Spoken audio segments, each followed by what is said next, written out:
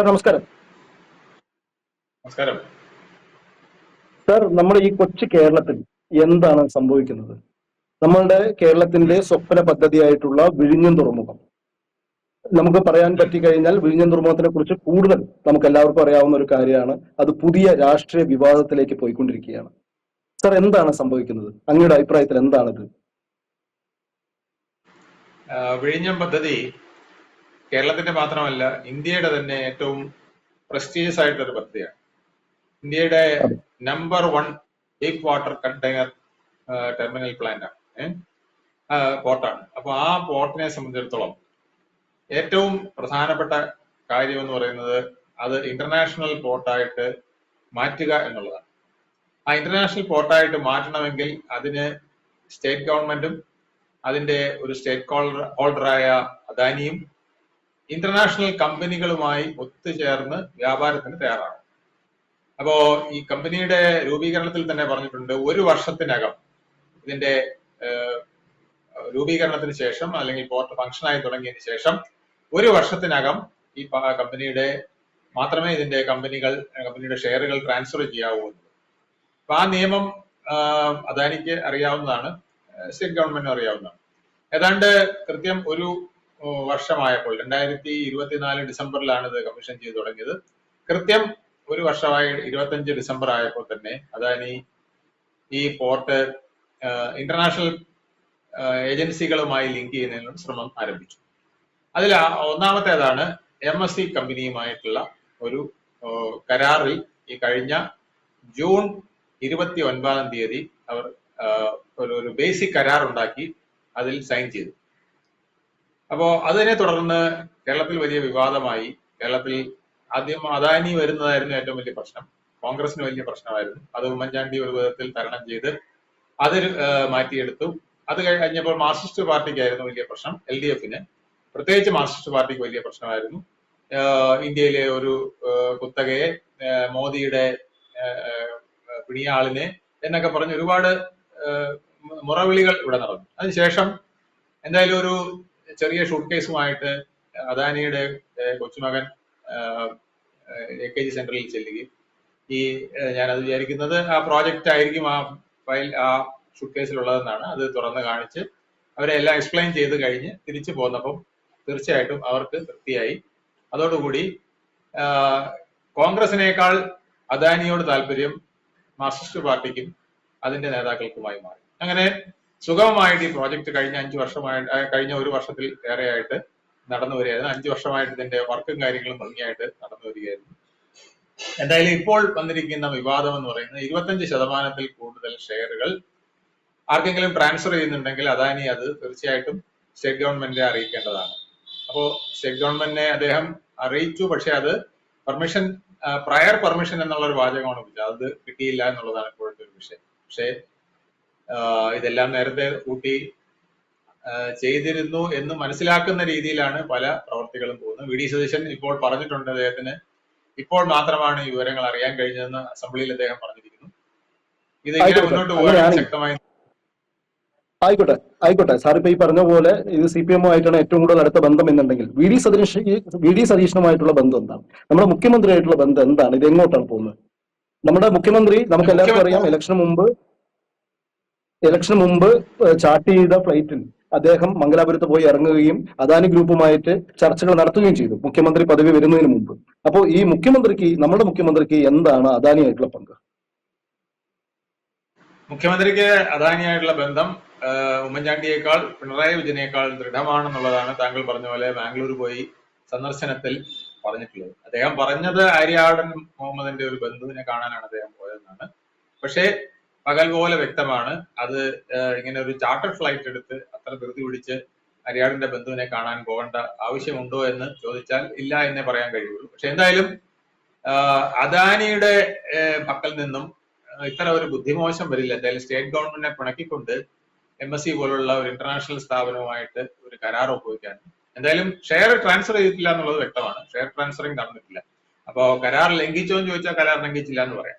പിന്നെ മറ്റൊന്ന്, കരാറിൽ ഒരു ആംബിഗ്വിറ്റി, അവ്യക്തത ഉള്ളത്, ആ കരാറിൽ പറഞ്ഞിരിക്കുന്നത് 25%-ലധികം ഷെയർ എന്നാണ്. അതപ്പോ അത് കമ്പനിയുടെ ഷെയർ ആണോ അതോ അദാനിയുടെ ഷെയർ ആണോ എന്നുള്ളത് വ്യക്തമാകേണ്ടത്. കമ്പനിയുടെ മൊത്തത്തിലുള്ള ഷെയർ ആണെങ്കിൽ അദാനിക്ക് 37% പറയുന്നത്. അപ്പൊ അതിന്റെ പകുതി എന്ന് പറഞ്ഞാൽ 19% താഴെ വരുള്ളൂ. അപ്പൊ 25% വരില്ല. അപ്പൊ എന്തായാലും പ്രശ്നം അതൊന്നുമല്ല. പ്രശ്നം ഇതിനകത്ത് രാഷ്ട്രീയമാണ്, അല്ലാതെ ഇതിനകത്ത് കരാറിന്റെ ലംഘനമോ ഒന്നുമല്ല. ഇത് മരുഭൂമി പോലെ ഇവിടെ കിടന്ന ഒരു കടൽ തീരമാണ്. ആ കടൽ തീരത്ത് മത്സ്യത്തൊഴിലാളികൾ മലമൂത്ര വിസർജനം ചെയ്തുകൊണ്ടിരുന്ന ഒരു സ്ഥലമാണ് കഴിഞ്ഞ 75 വർഷമായിട്ട്. ഇവിടെ ഒരു പോർട്ട് വേണമെന്ന് ആഗ്രഹിച്ച് മഹാരാജാവിന്റെ കാലത്ത് ചില ശ്രമങ്ങൾ നടന്നു എന്നതൊഴിച്ചാൽ പിന്നീട് 10-70 വർഷം കേരള ഗവൺമെന്റോ ഇന്ത്യ ഗവൺമെന്റോ ഒരു ശ്രമവും നടത്തിയിട്ടില്ല എന്നുള്ളതാണ്. പിന്നീട് അതിലൊരു നീക്കം നടന്നത് എം ഇ രാഘവൻ പോർട്ട് മിനിസ്റ്ററായി വന്നതിന് ശേഷമാണ്. അദ്ദേഹമാണ് ഇതിനൊരു പദ്ധതിക്ക് തുടങ്ങിയത്. പിന്നെ വി എസ് അച്യുതാനന്ദൻ ഗവൺമെന്റ് വന്നപ്പോൾ ഇതിനൊരു കല്ലിടയിൽ കർമ്മം നടത്തി, ഒരു നിർമ്മാണോദ്ഘാടനം നടന്നു പോർട്ടിന്റെ. എന്നാൽ അത് യാഥാർത്ഥ്യമാക്കിയത് ഉമ്മൻചാണ്ടിയാണ്. അതിനുശേഷം അതിന്റെ പ്രവർത്തനങ്ങൾ ഇത്ര ഭംഗിയായിട്ട് കൊണ്ടുവന്ന് ഇതിനെ പ്രവർത്തനക്ഷമമാക്കിയത് പിണറായി വിജയനാണ്. അപ്പൊ ഇത് ഒരു കൂട്ടുത്തരവാദിത്വം അതിനകത്തുണ്ട്. എന്തായാലും ഇപ്പോൾ വന്നിരിക്കുന്ന വിഷയം 13,200 കോടി രൂപ കേരളത്തിന് അല്ലെങ്കിൽ ഇന്ത്യക്ക് കിട്ടുന്ന ഒരു പദ്ധതിയുമായിട്ട് MSC വന്നിരിക്കും. അതിനെ തടുക്കേണ്ട ആവശ്യം എന്താണെന്നുള്ളതാണ്. അതിന്റെ തടുക്കേണ്ടതോ തകർക്കേണ്ടതോ ആവശ്യം എന്ന് പറയുന്നത് രാഷ്ട്രീയമാണ്, അല്ലെങ്കിൽ മതപരമാണ്, അല്ലെങ്കിൽ സങ്കുചിതമാണ് എന്നുള്ളത്. പക്ഷെ ആ സങ്കുചിതത്തിൽ വി ഡി സതീശൻ വീഴുമെന്ന് എനിക്ക് തോന്നുന്നില്ല. അദ്ദേഹം സങ്കുചിത ബുദ്ധിയുള്ള ഒത്തിരി പേർ ഈ കേരളത്തിൽ ഉണ്ടെന്ന് അറിയാവുന്നത് കൊണ്ട് അദ്ദേഹം ഞാൻ കണ്ടില്ല, ഞാൻ അറിഞ്ഞില്ല, പക്ഷെ ഞാൻ എല്ലാം മനസ്സിലാക്കുന്നുണ്ട്, ആവശ്യമായ സമയത്ത് ഞാൻ ഇടപെടാം എന്നുള്ള രീതിയിൽ നിൽക്കുന്നു എന്നാണ് ഞാൻ മനസ്സിലാക്കുന്നത്. അദ്ദേഹം രാഷ്ട്രീയ അങ്ങനെയാണെങ്കിൽ ഈ പകൽ പോലെ വ്യക്തമാണ്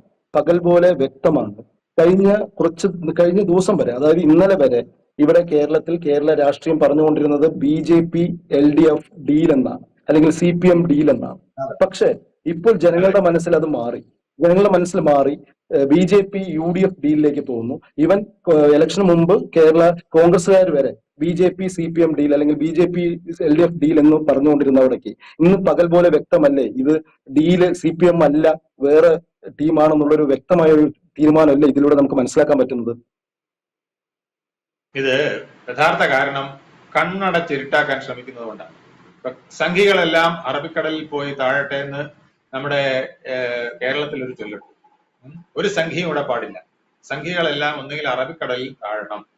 സംഘി എന്ന് പറഞ്ഞാൽ ഇപ്പൊ വെറും സംഘികളല്ല, ഇപ്പൊ ഹിന്ദു മതത്തിൽ വിശ്വസിക്കുന്നവരും സംഘിയായിട്ടാണ് പലരും കണക്കൂട്ടുന്നത്.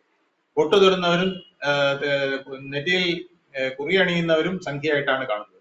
അപ്പൊ അതിന്റെ ഒരു പ്രധാന കാരണം ഇപ്പോ നമ്മുടെ ശേഷാദ്രിനാഥിനെ മുൻ അഡീഷണൽ ജഡ്ജിയും പിന്നെ ജില്ലാ ജഡ്ജിയും ഒക്കെ ആയി എറണാകുളത്ത് സുസർഗമായ സേവനം നടത്തിയിരുന്ന അദ്ദേഹത്തിനെ ഇപ്പോ ചീഫ് ഇലക്ടറൽ ഓഫീസർ, അതായത് കേരളത്തിന്റെ ഇലക്ഷൻ കമ്മീഷണറായിട്ട്, സ്റ്റേറ്റിന്റെ ഇലക്ഷൻ കമ്മീഷണറായിട്ട് പോസ്റ്റ് ചെയ്യാനുള്ള നടപടി സ്വീകരിച്ചു.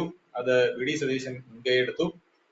എന്തായാലും ഇപ്പൊ ഗവർണർ അത് ഒപ്പുവെച്ചു. അദ്ദേഹം ആ കസേരയിൽ ഇരിക്കുന്നതിനുള്ള നടപടികൾ ഏതാണ്ട് പൂർത്തിയായി. അപ്പോഴാണ് പലരും ഇതിനെക്കുറിച്ച് ബഹളവും വെച്ച് വരുന്നത്. സാദിരിക്കോയ എന്ന മലബാർ മുഴുവൻ അറിയപ്പെടുന്ന മഹാനായ നേതാവിന്റെ മകൻ PM Niyas, general secretary KPCC, വളരെ ശക്തമായിട്ട് മുന്നോട്ട് വന്നു, വലിയ വിവാദങ്ങൾ ഉണ്ടാക്കി. KC വേണുഗോപാൽ ഇതിനെ തുടർന്ന് അത് ഏറ്റുപിടിച്ചു. ഇങ്ങനെ പലവിധ വിവാദങ്ങൾ ഇവിടെ നടന്നുകൊണ്ടിരിക്കുകയാണ്. വേറൊന്നും വേണ്ട, ഡോക്ടർ സജിത റാണി എന്ന് പറഞ്ഞ് ഡോക്ടറേറ്റുള്ള കാർഷിക യൂണിവേഴ്സിറ്റിയിലെ സീനിയർ ആയിട്ടുള്ള ഒരു പ്രൊഫസറെ യൂണിവേഴ്സിറ്റി വൈസ് ചാൻസലർ ആക്കുന്നതിന് വരെ വിസമ്മതനം പറഞ്ഞുകൊണ്ട് അവർ സംഖ്യയാണ് എന്ന് പറഞ്ഞുകൊണ്ട് മുന്നോട്ട് വരുന്ന ഒരു നാടകവും നമുക്ക് കാണാം. അപ്പോ സംഖ്യയാണ് എന്ന് മുദ്ര കുത്തുകയും സംഖ്യകൾക്കാർക്കും ഇവിടെ ജീവിക്കാൻ പാടില്ല എന്ന് പറയുകയും, സംഖ്യകൾ എന്ന് പറയുന്നത് ഇപ്പൊ ശേഷാദ്രി സംഖ്യയാണോ എന്ന് ചോദിച്ചാൽ അദ്ദേഹം ശേഷാദ്രിനാഥ് ഒരു സംഖ്യയായിട്ട് ആരും ഇതുവരെ പറഞ്ഞു കേട്ടിട്ടില്ല. അദ്ദേഹം പഴയ SFIക്കാരനായിരുന്നു. പിന്നീട് അദ്ദേഹം നല്ല രീതിയിൽ കോർട്ടിലെ സേവനം നടത്തി ഒരു ജഡ്ജാണ്, ഡിസ്ട്രിക്ട് ജഡ്ജാണ്, ഇപ്പൊ റിട്ടയർ ചെയ്തു. അപ്പൊ അദ്ദേഹത്തിനെ പോലും മുദ്ര കുത്തുന്നത് അങ്ങനെയാണെങ്കിൽ അത് അദ്ദേഹത്തിന്റെ തിലകക്കുറിയാണോ അതിന് കാരണം, അതോ അദ്ദേഹത്തിന്റെ മതമാണോ, എന്താണെന്ന് നമ്മൾ മനസ്സിലാക്കേണ്ടി. ഇങ്ങനെ പോയാൽ ഈ ഹിന്ദു വിശ്വാസമുള്ളവർ മുഴുവൻ സംഘിയും സംഘികൾ മുഴുവൻ അറബിക്കടലും എന്ന രീതിയിലേക്ക് പോവുകയാണോ എന്ന് നമ്മൾ പലരും സംശയം ചോദിച്ചു തുടങ്ങിയിരിക്കുന്ന കാലമായിരിക്കും. അത് ഒരു വിധത്തിലും UDF ഭൂഷണമല്ല. എന്തായാലും VD സതീശൻ ഇതിനകത്ത് നിന്ന് നിലവെള്ളം ചവിട്ടി നീന്തിക്കൊണ്ടിരിക്കുകയാണ്. അദ്ദേഹത്തിനെ സംബന്ധിച്ചിടത്തോളം ഇന്ത്യയിലെ ഏറ്റവും വലിയ സംഖ്യയാണ് ഇന്ത്യയുടെ പ്രധാനമന്ത്രി. അത് രണ്ടാമത്തെ ഒരു വലിയ സംഖ്യയാണ് ഇന്ത്യയുടെ പ്രസിഡന്റ്, ഇന്ത്യയുടെ ആഭ്യന്തരമന്ത്രി, അതുപോലെ തന്നെ കേരളത്തിന്റെ ഗവർണർ. ഇങ്ങനെ പല സ്ഥാനങ്ങൾ വഹിക്കുന്നവർ സംഖ്യകളായിട്ട് ഇരിപ്പുണ്ട്. അപ്പൊ സംഖ്യകളാണ് പ്രശ്നമെങ്കിൽ അതെങ്ങനെയാണ് എന്നുള്ളത് UDF തീരുമാനിക്കേണ്ടതാണ്, മുസ്ലിം ലീഗ് തീരുമാനിക്കേണ്ടതാണ്.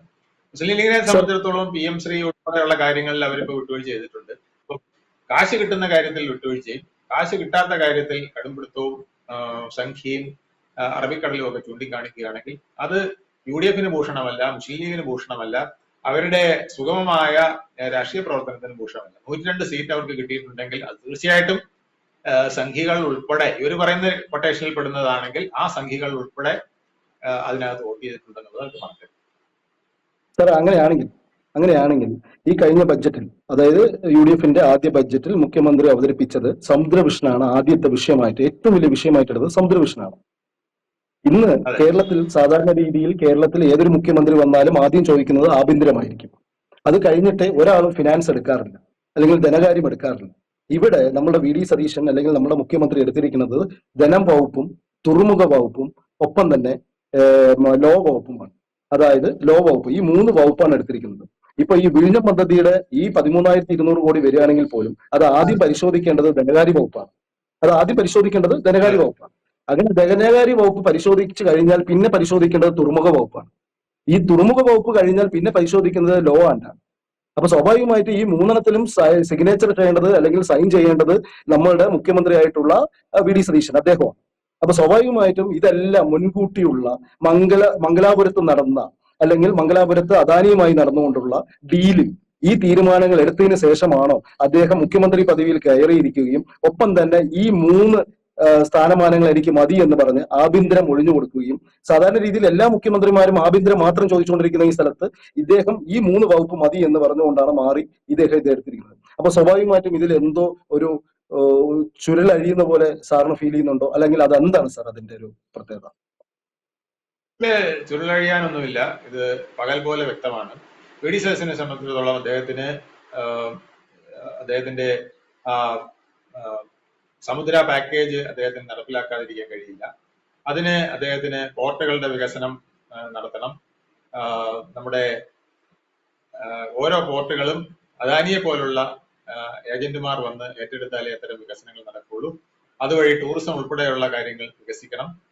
ഫിനാൻസ് മിനിസ്റ്റർ എന്നുള്ള നിലയ്ക്ക് നിറഞ്ഞ ഒരു ഖജനാവ് ഉണ്ടെങ്കിൽ മാത്രമേ അദ്ദേഹത്തിന് മുന്നോട്ട് പോകാൻ കഴിയുള്ളൂ എന്ന് അദ്ദേഹത്തിന് അറിയാം. ആ പദ്ധതികൾക്ക് കേരളത്തിന്റെ കടം കുറയ്ക്കുന്നതിന് കേരളത്തിൽ ജനങ്ങളോട് അദ്ദേഹം നൽകിയിരിക്കുന്ന നിരവധി വാഗ്ദാനങ്ങൾ, ആ വാഗ്ദാനങ്ങളെല്ലാം പാലിക്കുന്നതിന് തീർച്ചയായിട്ടും നിറഞ്ഞ ഒരു ഖജനാവ് ആവശ്യമാണ്. അപ്പോൾ ഫിനാൻസ് മിനിസ്റ്റർ എന്നുള്ള നിലയ്ക്ക് അദ്ദേഹത്തിന്റെ ഈ തുറമുഖ പദ്ധതികളുമായിട്ട് മുന്നോട്ട് പോകാതിരിക്കാൻ നിർത്തിയില്ല. അതിന് കേന്ദ്ര സർക്കാരിന്റെ പിന്തുണ വേണം, അദാനിയുടെ പിന്തുണ വേണം. ഇനി നാളെ MSC പോലുള്ള ഇന്റർനാഷണൽ ഏജൻസികൾ ഇവിടെ വന്നാൽ അതിനെ സ്വാഗതം ചെയ്തുകൊണ്ട് അവരുടെ സൗകര്യങ്ങളും ഉപയോഗിക്കേണ്ടതായിട്ടുണ്ട്. അതുകൊണ്ട് VD സതീശന് ഇതൊക്കെ പൂർണ്ണമായിട്ടും അറിയാം. പക്ഷേ കേരളത്തിലെ പ്രത്യേക രാഷ്ട്രീയം, കേരളത്തിലൊരു ഹിപ്പോക്രാറ്റിക് പൊളിറ്റിക്സ് എന്ന് പറയാം, നമ്മുടെ ഒരു മുഖംമൂടി അണിഞ്ഞുകൊണ്ടുള്ള ഒരു രാഷ്ട്രീയം. മുഖംമൂടിക്ക് അകത്ത് നിന്ന് നമ്മൾ എന്തും അംഗീകരിക്കും, മുഖംമൂടിക്ക് പുറത്തു വരുമ്പോൾ നമ്മൾ മറ്റൊന്ന് കാണിക്കും എന്നുള്ളത്. തിരശ്ശീലയ്ക്ക് മുമ്പിലും പിന്നിലും എന്ന പോലെ 2 നാടകങ്ങളാണുള്ളത്. തിരശ്ശീലയ്ക്ക് മുന്നിൽ ജനങ്ങളെ കാണിക്കാൻ ഒരു മുഖവും, തിരശ്ശീലയ്ക്ക് പിന്നിൽ ആരുമായും കൈകോർക്കുകയും സന്ധി ചേർക്കുകയും ചെയ്യുന്ന വേറൊരു മുഖവും കേരളത്തിന് ആവശ്യമാണ് ചില സന്ദർഭങ്ങളിലെങ്കിലും എന്നുള്ളത് കേരളത്തിന്റെ ഡെമോഗ്രാഫിയും കേരളത്തിലെ ഡെമോഗ്രാഫി അനുസരിച്ചുള്ള മുദ്രാവാക്യങ്ങളും കേൾക്കുന്ന VD സതീശന് നല്ലപോലെ അറിയാം. അതുകൊണ്ടാണ് അദ്ദേഹം കണ്ടു കണ്ടില്ല, മിണ്ടിയില്ല, ഷേക്കൻഡ് കൊടുത്തില്ല എന്ന രീതിയിൽ നിൽക്കുന്നത്. അത് ആവശ്യമായ സമയത്തിന് അദ്ദേഹത്തിന് അറിയാം എവിടെ ഒപ്പിടണം, എങ്ങനെ ഒപ്പിടണം, എങ്ങനെയാണ് കേരളത്തിന്റെ വികസനം യാഥാർത്ഥ്യമാക്കേണ്ടതെന്ന് അദ്ദേഹത്തിന് പൂർണ്ണമായി അറിയാം. അത്തരത്തിലായിരിക്കും അദ്ദേഹം തീർച്ചയായിട്ടും പ്രവർത്തിച്ച് ഇനിയും മുന്നോട്ട് പോകാൻ പോകുന്നത് എന്നുള്ളതിന് യാതൊരു സംശയമില്ല. വിഷൻ സമുദ്ര എന്ന പദ്ധതി തന്നെയാണ് അദ്ദേഹത്തിനെ സംബന്ധിച്ചിടത്തോളം പ്രധാനം. വിഷൻ സമുദ്ര പദ്ധതി നടപ്പിലാക്കിയില്ലെങ്കിൽ അദ്ദേഹം ഉദ്ദേശിക്കുന്ന പല കാര്യങ്ങളും നടപ്പിലാക്കാൻ കഴിയില്ല. കേരളത്തിന്റെ ഒരു സമ്പത്ത്, അധികം എക്സ്കവേറ്റ് ചെയ്യാത്ത ഒരു സമ്പത്ത്, കേരളത്തിലെ പ്രധാനപ്പെട്ട 4-5 പോർട്ടുകളും പിന്നെ ചില മൈനർ പോർട്ടുകളും ആണ്. ആ പോർട്ടുകൾ വികസിപ്പിച്ചാൽ അതുവഴി മത്സ്യബന്ധനം, ടൂറിസം, പിന്നെ അതുപോലെ ചരക്ക് ഗതാഗതം ഉൾപ്പെടെയുള്ള പല കാര്യങ്ങൾക്കും ഗുണകരമായി വരും. അത് തെക്കൻ തീരത്ത് ഒരു വലിയ വിശാലമായ സമുദ്ര പ്രോജക്റ്റിന് അദ്ദേഹം തുടക്കമിടുന്നതിന്റെ ലക്ഷണവുമാണ് കാണുന്നത്. അപ്പൊ അതിനാൽ അദ്ദേഹത്തിന് ഒഴിവാക്കാൻ ആയിക്കോട്ടെ, അങ്ങ് പറയുന്നത് അപ്പൊ വി ഡി സതീശൻ മുഖംമൂടി അണിഞ്ഞ ഒരു വലിയൊരു കുറുക്കനാണ്. അദ്ദേഹം കുറുക്കൻ എന്ന് ഞാൻ പറയില്ല. കാരണം എന്ന് വെച്ചാൽ അദ്ദേഹത്തിന് നിവൃത്തികേടുകൊണ്ടാണ്. അദ്ദേഹത്തിന് മുഖംമൂടി അണിയാതെ നിൽക്കണമെന്നുണ്ട്. കാരണം അദ്ദേഹം വലിയ ഒരു നാടക കളരിയിലാണ് നിൽക്കുന്നത്. ആ കളരിയിൽ ഒരുപാട് കാര്യങ്ങൾ അദ്ദേഹത്തിന് ചെയ്യാനുണ്ട്. ഒന്നാമത്തെ കാര്യം, അദ്ദേഹം ഒരു മതേതരവാദിയായിട്ട് മാറേണ്ടത് അദ്ദേഹത്തിന്റെ പാർട്ടിയുടെ നിലനിൽപ്പിന് ആവശ്യം. മുസ്ലിം ലീഗിന് മതേതരവാദി ആകേണ്ട കാര്യമില്ല, കേരള കോൺഗ്രസിന് മതേതരവാദി ആകേണ്ട കാര്യമില്ല, ഘടകകക്ഷികളെ മറ്റാർക്കും മതേതരവാദി ആയില്ലെങ്കിലും കുഴപ്പമില്ല. പക്ഷേ കോൺഗ്രസ് എന്ന സംഘടനയ്ക്ക് നിലനിൽക്കണമെങ്കിൽ മതേതരവാദി എന്നുള്ളൊരു മുഖംമൂടി അല്ലെങ്കിൽ അത്തരത്തിലൊരു ആവരണം ആവശ്യമാണ്. ആ ആവരണം അണിയാൻ തയ്യാറായില്ലെങ്കിൽ വരുന്ന ഭവിഷ്യത്തുകൾ അദ്ദേഹത്തിന് നല്ലപോലെ അറിയാം.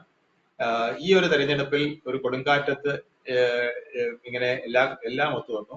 ഒരു പിണറായി വിരുദ്ധ കൊടുങ്കാറ്റ്, രാഷ്ട്രീയ കൊടുങ്കാറ്റ് ഉണ്ടായതിന്റെ പുറത്ത് വന്ന നേട്ടങ്ങളാണ് ഈ 102 സീറ്റ് എന്ന് അദ്ദേഹത്തിന് അറിയാം. ഇനി വരാൻ പോകുന്ന 4 വർഷമോ 5 വർഷമോ അല്ലെങ്കിൽ 3 വർഷമോ കഴിഞ്ഞിട്ട് 1 ഇന്ത്യ 1 ഇലക്ഷൻ ഒക്കെ വരികയാണെങ്കിൽ വരാൻ പോകുന്ന മത്സരം എന്ന് പറയുന്നത് ചെറിയ മത്സരമായിരിക്കില്ല. അതിൽ ഇതുപോലെ ഒരു രാഷ്ട്രീയ കൊടുങ്കാറ്റ് ഉണ്ടാവില്ല എന്നും അദ്ദേഹത്തിന് അറിയാം. അപ്പോൾ നിലനിൽക്കണമെങ്കിൽ ഹിന്ദുവിന്റെ വോട്ടും ക്രിസ്ത്യാനിയുടെ വോട്ടും മുസ്ലിമിന്റെ വോട്ടും ഒക്കെ വേണം. അപ്പോ ഇവിടെ ഒരു വർഗീയ വിദ്വേഷം കളിച്ച് വഷളാവാൻ അദ്ദേഹത്തിന് താല്പര്യമില്ല. പക്ഷേ അദ്ദേഹം ഒരു സംഘിയാണെന്നും സംഘികൾക്ക് അനുകൂലമാണെന്നും പറയാനും പറഞ്ഞ് ഫലിപ്പിക്കാനും ചിലർ ശ്രമിക്കുന്നുണ്ട്, കേന്ദ്രത്തിലും സംസ്ഥാനത്തിലും. അപ്പോ അവരെ കൂടെ ഉൾക്കൊള്ളുന്നത് കൊണ്ടാണ് അദ്ദേഹം ഇത്തരം ഒരു മുഖംമൂടി നാടകം ചില സമയങ്ങളിൽ അണിയുന്നത്. അത് അദ്ദേഹത്തിന്റെ സ്ഥാനാരോഹണത്തിനും ഉണ്ടായിരുന്നു. സ്ഥാനാരോഹണത്തിന് അദ്ദേഹം വ്യക്തമായി പറഞ്ഞല്ലോ, ഞാൻ മുഖ്യമന്ത്രി, ഞാനാണ് ഈ ഇലക്ഷൻ നയിച്ചത്, ഞാനാണ് ടീം ലീഡർ എന്ന് നിൽക്കുന്നത്. അത് അദ്ദേഹം പരോക്ഷമായിട്ട് പറഞ്ഞു. അതുകൊണ്ട് ഞാൻ തന്നെ ആകുന്നില്ലെങ്കിൽ ആ ബസ് എവിടെ നിൽക്കുന്നോ അന്നേരം അവിടെ നിന്ന് ഇറങ്ങി നടക്കും ഞാനെന്ന് പറഞ്ഞു. അങ്ങനെ ഒരു പ്രതിസന്ധി ഘട്ടത്തിൽ വന്നപ്പോൾ നിയമസഭാ സമിതിയും ഹൈക്കമാൻഡും ഒക്കെ അദ്ദേഹത്തിന് എഗൻസ്റ്റ് ആയി വന്നപ്പോൾ അദ്ദേഹം ഇറങ്ങി നടന്നപ്പോൾ ഒപ്പം നടന്നത് ലീഗാണ്, ഘടകകക്ഷികളാണ്, പിന്നെ ഇവിടുത്തെ പൊതുജനങ്ങളുമാണ്. അത് അദ്ദേഹത്തിന് നല്ലപോലെ അറിയാം. അത് നിലനിർത്തിക്കൊണ്ട് ഉള്ള കളികൾ അദ്ദേഹം ഇനിയും തുടരും. എന്തായാലും നമുക്ക് ഇതെല്ലാം കാത്തിരുന്ന് കാണാം. ഹൈക്കമാൻഡിന് അദാനി ഗ്രൂപ്പുമായി ചേർന്ന് മുന്നോട്ട് പോകാൻ ഒരു താല്പര്യമില്ലാത്തതാണ് രാഹുൽ ഗാന്ധിക്ക്. പക്ഷേ അതിനെല്ലാം എതിർത്തിട്ടാണ് ഇദ്ദേഹം, നമ്മുടെ മുഖ്യമന്ത്രി, അദാനി ഗ്രൂപ്പിനെ കാണുകയും അവരുമായിട്ടുള്ള കൂട്ടായ്മയിൽ പങ്കുചേരുകയും അവരെ ഒരുമിച്ച് അത്താഴം കഴിക്കുകയൊക്കെ ചെയ്തിട്ടുണ്ട്.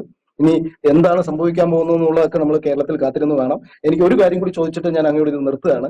ഈ 13,200 കോടി MNC കമ്പനിയുമായിട്ടുള്ള ഈ ഡീല് ഇത് മുന്നോട്ട് പോകുമോ ഇല്ലയോ ഇപ്പോഴത്തെ സാഹചര്യത്തിൽ?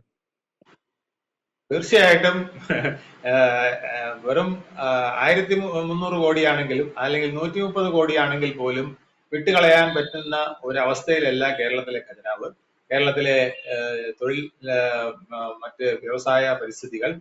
ഇവിടെ 2003 ജിം എന്ന് പറഞ്ഞൊരു മാജിക് നടത്തി, ഗ്ലോബൽ ഇൻവെസ്റ്റ്മെന്റ് മീറ്റ് എന്ന് പറഞ്ഞിട്ട്. അന്ന് ഇതുപോലെ 10,000 കോടി ഇൻവെസ്റ്റ്മെന്റ് ഉണ്ടാക്കും എന്നൊക്കെയാണ് നമ്മൾ പറഞ്ഞത്. അതൊന്നും നടന്നില്ല. കഴിഞ്ഞ സർക്കാരിന്റെ, ഈ പിണറായി സർക്കാരിന്റെ കാലത്തും അവസാനത്തെ ഒരു ജിമ്മ് നടന്നു. അന്ന് 30,000 കോടി ഞങ്ങൾ ഇവിടെ കൊണ്ടുവന്നു പറഞ്ഞ് തട്ടുകട ഉൾപ്പെടെയുള്ളതിന്റെ എല്ലാം കാണിച്ച് ഇൻവെസ്റ്റ്മെന്റ് ഇവിടെ കാണിച്ചു എന്ന് പറഞ്ഞ് പത്രമാധ്യമങ്ങൾ അടക്കം അപഹസിക്കുന്ന ഒരു സന്ദർഭം ഉണ്ടായി. പക്ഷെ ഇതിപ്പോ റിയൽ ഇൻവെസ്റ്റ്മെന്റ് ആണ്. സ്വിറ്റ്സർലൻഡിലെ company, MSC company, Mediterranean shipping company ഇവിടെ വന്ന് ഇൻവെസ്റ്റ് ചെയ്യുന്നു. അത് 13,200 കോടിയാണ്. ആ ഇൻവെസ്റ്റ്മെന്റ് എന്ന് പറയുന്നത് അത് ഏതാനും വർഷങ്ങൾ കൊണ്ട് അതിന്റെ 10 മടങ്ങ് വർദ്ധിക്കുന്ന ഒരു ലെവലിലേക്ക് പോകുന്ന ഒരു ഇൻവെസ്റ്റ്മെന്റ് ആണ്. ആ ഇൻവെസ്റ്റ്മെന്റ് കണ്ടില്ല എന്ന് നടിച്ചാൽ കേരളം വീണ്ടും ഇരുട്ടിലേക്കും പട്ടിണിയിലേക്കും പൂച്ചപെറ്റ് കിടക്കുന്ന ഖജനാവ് മാത്രമായിരിക്കില്ല, ഇനി പൊളിഞ്ഞ് നെല്ലിപ്പല കളയുന്ന ഒരു ഖജനാവുമായിട്ട് നമ്മൾ പോട്ടി വരും. അത് ഫിനാൻസ് വകുപ്പ് ഏറ്റെടുത്തിരിക്കുന്ന മുഖ്യമന്ത്രിക്ക് ഒരിക്കലും താങ്ങാനാവില്ല. അദ്ദേഹം അതിന് മുതിരില്ല. പിന്നെ അദ്ദേഹത്തിന് കേരളം എന്താണെന്നറിയാം. കേരളം എന്ന് പറയുന്നത് ഇപ്പൊ രാഹുൽ ഗാന്ധിക്ക് ഒരുപക്ഷെ കേരളം അറിയാൻ വഴിയില്ല. കേരളം എന്ന് പറയുന്നത് കാശ്മീർ പോലെ ഒരു പ്രത്യേക സംസ്ഥാനമാണ്. ഇവിടെ ചില പ്രത്യേക രീതികളുണ്ട്. ആ രീതികളും കീഴ്വഴക്കങ്ങളും അനുസരിച്ച് ചില ഗിമിക്കുകൾ കാണിക്കേണ്ടതുണ്ട്. കാശ്മീരിൽ ചെന്നിട്ട് നമ്മൾ പൊളിറ്റിക്സ് കളിക്കുമ്പോൾ അറിയാമല്ലോ, അതിൽ ചില പ്രത്യേകതകളുണ്ട്. ആ പൊളിറ്റിക്സ് പോലെ അവിടെ ജമ്മുവിൽ ഒരു പൊളിറ്റിക്സ് ആണ്, കാശ്മീരിൽ വേറൊരു പൊളിറ്റിക്സ് ആണ്. അതുപോലെ കേരളത്തിൽ തെക്ക് ഒരു പൊളിറ്റിക്സ് ആണ്, വടക്ക് വേറൊരു പൊളിറ്റിക്സ് ആണ്. ഇത് മനസ്സിലാക്കാൻ വി ഡി സതീശൻ അറിയാം, പക്ഷേ രാഹുൽ ഗാന്ധിക്ക് അറിയാമോ എന്ന് എനിക്കറിയില്ല. അതാണ് ഇതിന്റെ ഒരു കുഴപ്പം. അത് അറിയാത്ത കുഞ്ഞിന് ചൊറിയുമ്പോൾ അറിയും. ഓക്കെ സാർ, എന്തായാലും നമുക്ക് കാത്തിരുന്ന് കാണാം. നന്ദി, നമസ്കാരം. കൂടുതൽ വാർത്തകളും വിശേഷങ്ങളും നേരിട്ട് ലഭിക്കാൻ ജനങ്ങളിൽ നിന്ന് ജനങ്ങളിലേക്ക് ജനഭൂമി ന്യൂസ് സബ്സ്ക്രൈബ് ചെയ്യൂ. ബെൽ ബട്ടൺ അമർത്താനും മറക്കരുത്.